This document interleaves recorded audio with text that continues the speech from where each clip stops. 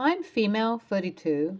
My relationship with my sister-in-law, Anne, female, 35, and her kid, Kyle, male, 8, is a little weird and symbiotic, I guess.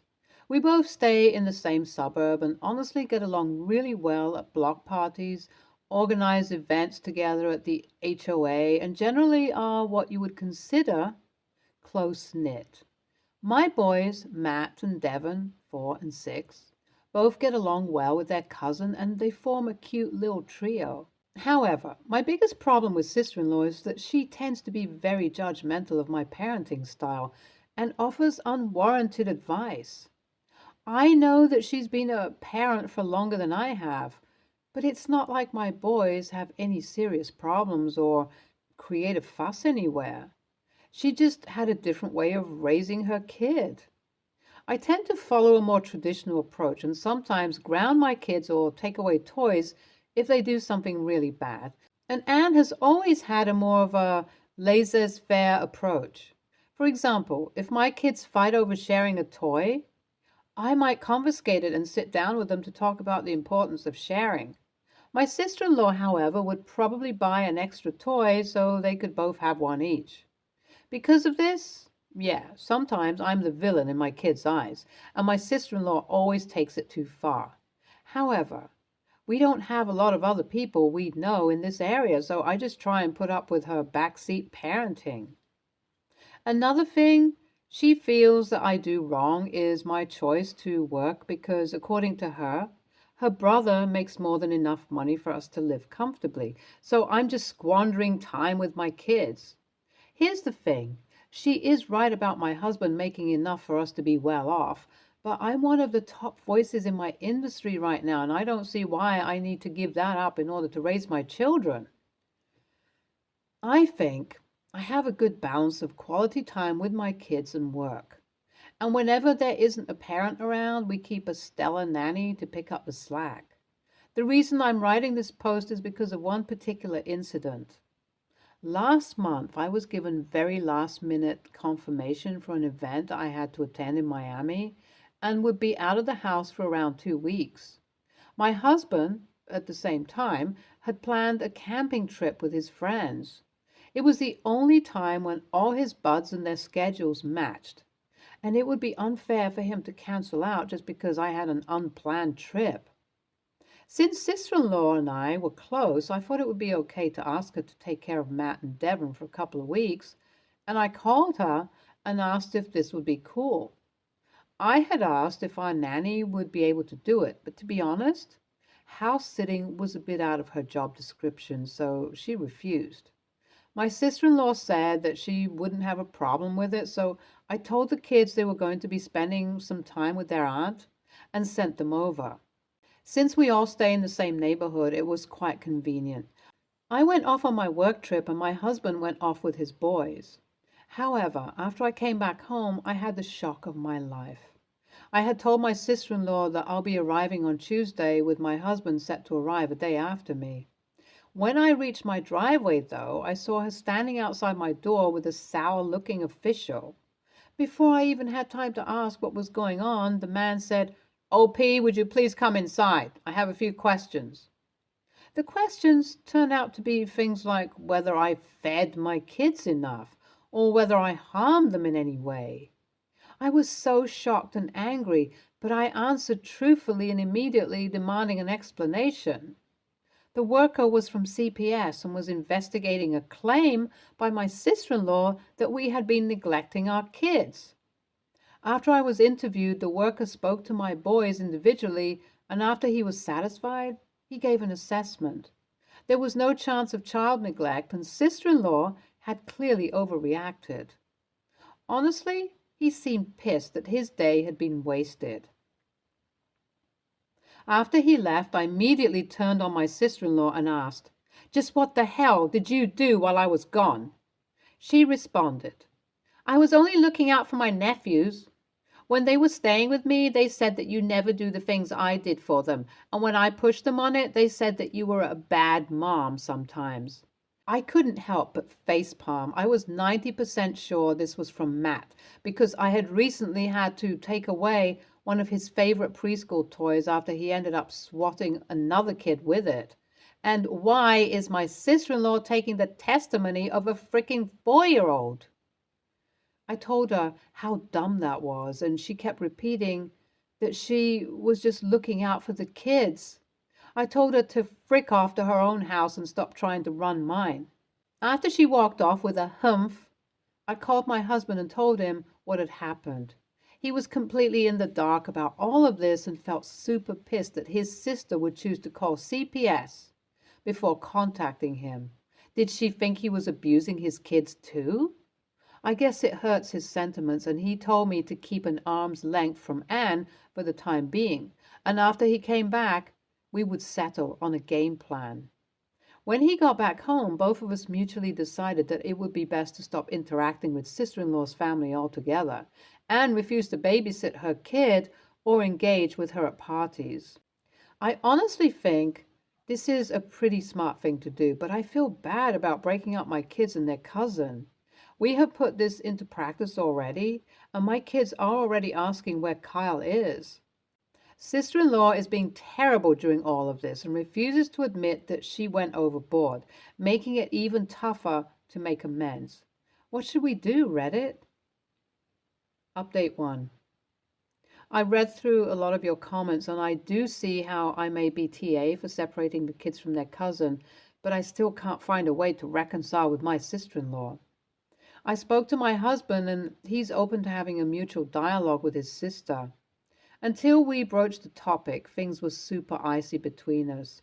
It was literally like meeting an enemy nation at the UN. However, sister-in-law and her husband were open to meeting us, and we had a conversation at their house. To be honest, it did not go well. While now sister-in-law thinks that we aren't abusers, she still thinks it was okay for her to call CPS on us. My husband has an entirely different bone to pick with her regarding how she didn't call him at all and how it signifies a lack of trust between them. That also didn't get resolved. We left the meeting with only the common agreement that our boys miss each other and we should do something about that. So at the very least, we've decided that we can have play dates where both parents are present. I haven't really gotten over the anger of having the CPS show up on my doorstep like I'm some kind of criminal, and it's hard to feel like sister-in-law doesn't doubt my love for my kids. Letting the kids have play dates is like putting a band-aid on a bullet wound, so maybe we'll keep trying to reach common ground with Anne. Update 2. So what's happened now is that the extended family is also involved. Mother-in-law is on my sister-in-law's side and thinks that she was simply voicing her concerns, while father-in-law thinks that she overstepped her boundaries. My parents are obviously on my side, and my husband is also very angry at sister-in-law. It's slowly blown up, and I really do want to resolve things. Despite her flaws, sister-in-law and I did get along quite well, and I am starting to miss that friendship that we had. I do think that I would be a pushover if I simply claimed that it was okay for her to call CPS like she did, though, so I'm hoping that we could have a better way to solve things. I was thinking of calling father-in-law and asking him to speak to his daughter because right now everything is just like people gossiping amongst themselves. Sister-in-law called mother-in-law to bitch about me. My husband heard about it from my father-in-law, and then I told my parents it's all very childish. I think if sister-in-law knows that her own dad thinks she was being a bit crazy, she might at least find it in herself to apologize, which is honestly all I want. The play dates we set up between our kids are kind of working, but sometimes they pick up on the negative energy between their respective parents, and it makes the boys kind of sad. I know they're all really young, but they're picking up on this fight a lot more than I thought. Update 3. I was able to speak to my father-in-law directly about the whole issue and explain why it may be good for sister-in-law to hear him call her out, and he agreed. We decided that it'd be best if he spoke to her on his own so that the bad blood between Anne, me, and my husband won't be present, and it worked wonders. I'm not sure what he said exactly, but sister-in-law showed up on my doorstep and said, Hey, OP, I talked with my dad recently and he told me how you feel. I just want you to know that I think you're an amazing mom and I was just concerned for your kids. Do you think we could put all this behind us? I promise not to interfere in the way you're raising your boys anymore.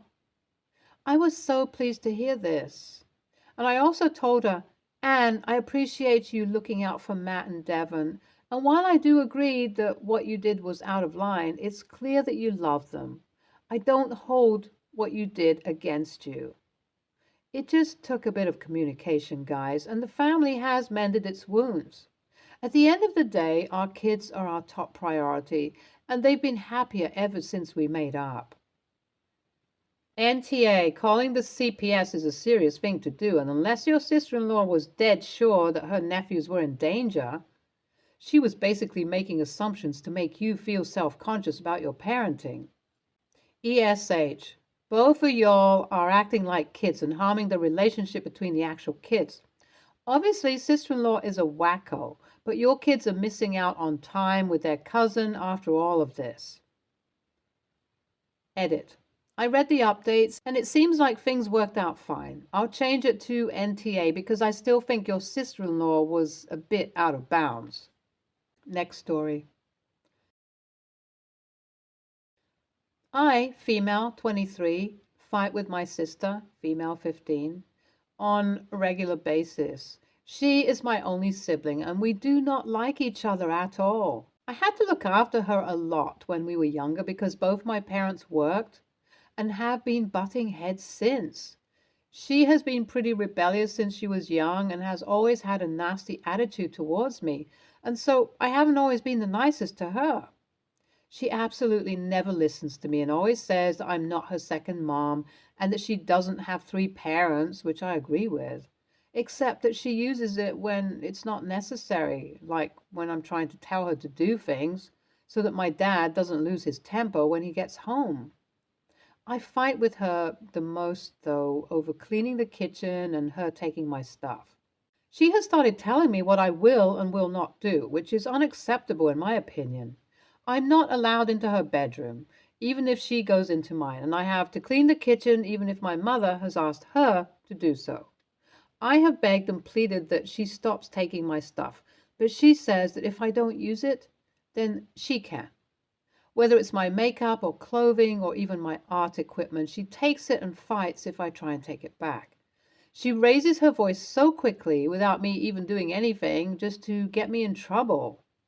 I found my expensive art equipment in her bedroom a while back and brought it up in a civil way, but I was told to just leave it because it doesn't matter. I feel so frustrated. I have started trying to ask my mom for help with these fights, and she will try and stop my sister sometimes, but most of the time I just get fought with, and it hurts so much as if nothing I do matters. I overheard some insults on Instagram the other day, and my sister and I were fighting that same evening in the kitchen about her not doing what my mom asked her to do. She escalated the situation by deciding to fat shame me, something she does often. I am not what I would consider fat, but I am insecure about my weight, and she is super skinny. I decided that I had had enough and decided to use an insult I had come across. I said to her, "You know what sister's name? There is a tree somewhere out there in the world. This tree's sole purpose in its life is to replace the oxygen that you waste. Go find your tree and apologize to it." It ended the argument really quickly, and I won't lie, I was pretty happy with myself. My parents said that what I said made me an a-hole. It didn't seem to bother her much because she's unfazed by everything, but I feel like it might have been crossing a line. So AITA? Edit. I live in South Africa and most people my age still live at home. Also found out that she ate my giant Reese's cups that I got for my birthday, which are kind of expensive here, and lied about it. This just happened beyond it. NTA. Teenagers are selfish by nature. Not all of them express it badly, but they do have a hard time empathizing with others. This is just part of their natural development. You, as a 23-year-old, should be mostly out of that phase. This is why common sense rules like "don't go into my bedroom" are hard for her to understand but make perfect sense to you. She feels if it's justifiable in her head, she should be able to do it. Your insult was extremely mild. Don't worry about it. I would also recommend not putting your mom in the middle. It's very hard on parents to mediate between teenagers, even if you're out of that range now. It also sounds like your parents take her side many times just because she's younger, louder. That happens. A quiet discussion with your parents along the lines of, "Sister is taking my things. I will go get them back, but I want you to be aware she's going to yell. I'm not doing anything to her. It's just her trying to get me in trouble." I also recommend using natural consequences. If you know your dad is going to be mad when he comes home if she doesn't clean up, don't say a word. Natural consequence. NTA girl, you are 23. It's time to start looking into moving out. I know times are tough right now, but you live in a toxic household. Your sister is like that because her parents didn't raise her. You did. You've done absolutely nothing wrong, and in fact, have done more than you should have growing up. That doesn't change the fact that you and your sister have suffered developmental and emotional problems from being raised that way. If you can't move out, purchase a lock for your door and a safe to keep items you don't want her getting into. Distance yourself from her and your mom as much as you can, and only clean up after yourself, not her. Don't engage with your sister, even if she baits you into fighting. Just say no. Next story. My parents and I haven't spoken since I was 20. My husband's mother passed away and his father left when he was a kid. Clearly, our children don't really have grandparents. It's never really been an issue for us. Anyways, husband has a friend I'm calling May. She's nice enough, but I'm not a huge fan of hers. She knows our kids don't have grandparents and always mentions how sad that is. She believes every child needs to have grandparents around. The amount of times she suggested I reconcile with my parents is ridiculous. Well, she invited us to dinner the other night. When we got there, I noticed we were the only ones, despite her saying more people were going to be there. I asked her about it and she told us to just hold on. Well, the doorbell rang and guess who it was? My husband's father. Yup. May and my husband are childhood friends and his father never left where they're from, so he wouldn't be difficult to find at all. But the situation was insane. The second my husband made eye contact with his father, he walked out. His dad followed him. I was planning on going to them, but May stopped me to ask why my husband left like that. I asked her if she was being serious, and she said, "Well, yeah, I literally got his dad. Do you know how many times he used to tell me how bad he wanted his dad besides the point? But he should be happy. Oh, and now the kids can have a grandpa. You're welcome, by the way. Grandparent love is just so special." I saw red. I don't know if my anger was warranted, but I just couldn't comprehend her thought process. I said, "I guess it's my fault for not realizing how stupid you actually are. But you don't get to make these decisions for us, for my husband especially. I hope you enjoyed today because you're never going to see him again." I may have called her an idiot after, too. She teared up and started going on about how she only wanted to fulfill my husband's childhood dreams and give our kids a grandparent, but I just gathered the kids and left. My husband was waiting in the car. His dad left, and all he said was, "Better you than me," when I told him. She keeps texting me, though, saying that she's sorry if she offended me, but she was just trying to do something kind for her friend and his kids.